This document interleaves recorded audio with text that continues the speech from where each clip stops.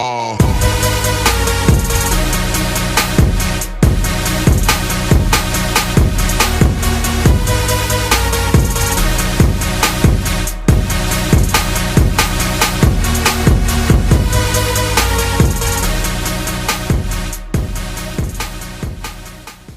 guys, Ben here. So today what we're going to discuss is something about batteries. So have you ever walked down the street in the cold, it's minus 10 degrees Fahrenheit, and all of a sudden when you pull out your phone, it turns off. It's the end of the world. Now here's the question, what makes the phone turn off? Well, it has something to do with the battery, obviously. Now, in order to understand why the phone turns off, we must find out how the battery even works. For this alkaline battery to work, we would have the cathode on one end, the anode on the other, and in between we have the electrolyte.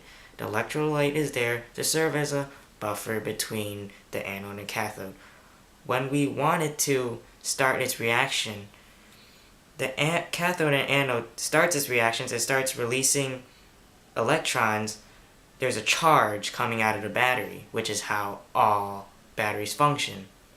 If it got really hot, the battery itself, the cathode and anode, would melt into a liquid form, and that would not produce any kind of reaction. In fact, it would leak out of the battery, which is why they tell you not to store it at really high temperatures. Now, if the battery was at a super cold temperature, this leaking part wouldn't happen like if it was warm. But when it gets really cold, the reaction slows down. This is how every single reaction works. I could take a glow stick, for example, because I glow stick, right here. I could take a glow stick, stick it in my freezer, and the reaction would slow down to the point where I can come back to it 3 weeks later when it normally wouldn't glow. It would actually be dead, but it would still run because the reaction slowed down completely. Not all the chemicals reacted. Now this is how the battery works. When all the chemicals react, it's done. It's a dead battery. When you don't have enough electrons, the current decreases, and you don't get the optimal performance of what you get. Now, if I was walking down the street and I pull out my phone and it freezes, if I warm up the battery in my hand and I stick it back in my phone, it would actually work again until, the battery gets too cold again from the outside temperature and the phone turns off. Now, what I just talked about is how all batteries function. There's actually different types of batteries. There's the alkalines, the nickel-cadmiums, and the lithiums. And the lithiums is what you see in your phone here. The lithium batteries are actually the best there is. They don't have the charge memory of the nickel-cadmium. Until recently, all our rechargeable batteries were nickel-cadmium, and those sucked.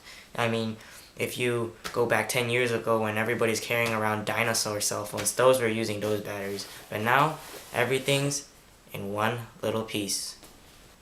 During a discharge of electricity, the chemical on the anode releases electrons to the negative terminal and the ions in the electrolyte through what's called an oxidation reaction.